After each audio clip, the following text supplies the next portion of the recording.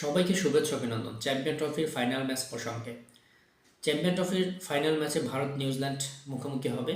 এই ম্যাচে ভারতকে আমি যে বিষয়গুলো এগিয়ে রাখবো, তার প্রথমত হলো নিউজিল্যান্ডের থেকে ভারতের স্পিন ইউনিটটা অনেক এগিয়ে। ভারতের চারজন মেইন স্পিন বোলার সম্ভবত মাঠে খেলবে, আর নিউজিল্যান্ড সেখানে দুটি মেইন স্পিন বোলার এবং দুজন সাপোর্ট স্পিন বোলার নামাবে।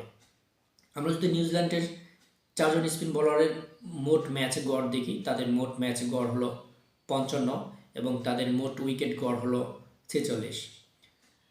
অন্যদিকে ভারতের চারজন মেইন স্পিন বোলারদের মোট ম্যাচ গড় হলো 96 এবং মোট উইকেট গড় হলো 122।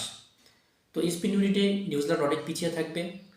ভারতের জয়ের অনেক বড় একটা কারণ হতে পারে এই ভারতের স্পিনাররা। অন্য যে বিষয় আমি এগিয়ে রাখবো সেটা হলো একটা ম্যাচ রান, সেটা হলো উইকেট। একই কন্ডিশনে ভারত 4টি ম্যাচ একই ভেন্যুতে খেলে ফেলেছে, সুতরাং উইকেটের যে আচরণ সেটা তারা অনেকটাই আয়ত্ত করতে পেরেছে।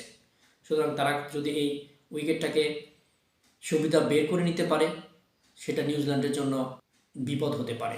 অন্য যে বিষয় নিয়ে আমি আগে এগিয়ে রাখবো সেটা হলো গিয়া কন্ডিশনের সাথে মানিয়ে নেওয়া এটা খুবই চ্যালেঞ্জের কাজ।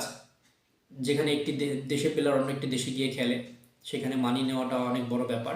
তো ভারত এ ব্যাপারে আরব আমিরাতে আছে এবং তারা দীর্ঘদিন আরব আমিরাতে ম্যাচ খেলে, আর এখানে তাদের বেনিফিটেড হওয়ার জায়গাটা একটাই জায়গা, তারা একই ভেন্যুতে একই জায়গায় থেকে অনেক দিন আছে এবং এক জায়গায় ম্যাচ খেলতেছে।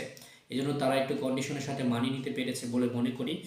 আর নিউজিল্যান্ড পাকিস্তানে ছিল, সেখান থেকে ট্রাভেল করে আবার ইউনাইটেড আরব আমিরাতে যাবে, সেখানে সাথে মানিয়ে নিয়ে আবার মেন্টালি এবং শারীরিকভাবে ঠিক থেকে ম্যাচে খেলা একটু কঠিন হয়ে যাবে।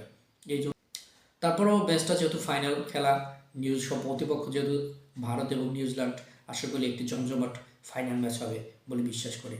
তবে কারা জিতবে সেটা বলা মুশকিল, আপনারাই বলতে পারবেন কারা জিতবে।